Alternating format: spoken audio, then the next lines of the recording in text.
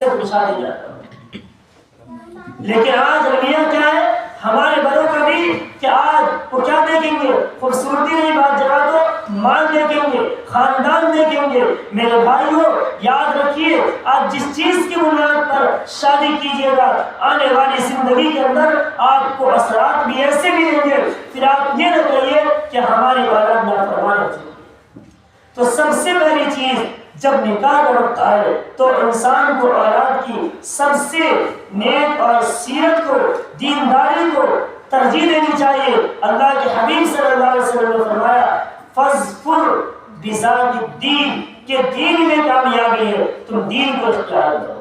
تو یہ سب سے پہلا مرحلہ ہے کہ ہم نکاح کریں اپنے بیٹوں کا تو دیندار عورتوں سے. اور اسی پر میں آپ کو بتاتا چلوں اسی جگہ کہ اگر کوئی اولاد نکاح کے قابل ہو چکی ہے تو اگر ماں باپ ان کی ہر چیز ہونے کے باوجود معلوم ہے کہ یہ ان کے نام افقہ کو ادا کر سکتا ہے، لیکن ہم اپنے آرام دہ کے لیے، ہم اپنی زندگی کے سکون کے لیے ہم ان کی شادی نہیں کرائے تو یاد رکھیے میرے بھائیوں، ہمارے ایمان والے ساتھیوں، ہماری ماں اور بہنوں کہ اگر اپنی اولاد کی ٹائم پر نکاح نہیں کرائے، اگر وہ بندہ آپ کے اولاد جس گناہ کے اندر پڑے گا جب تک وہ گناہ کرتا رہے گا اس کا وبال ان ماں باپ پر پڑتا رہتا ہے. لیکن اگر وہ ٹائم پر ان کا نکاح کرا دیے تو اب آپ اپنی ذمہ داری سے آزاد ہو گئے. اس لیے کہ ایک روایت میں آتا ہے کہ حضرت انس بن مالک سے اللہ نے فرمایا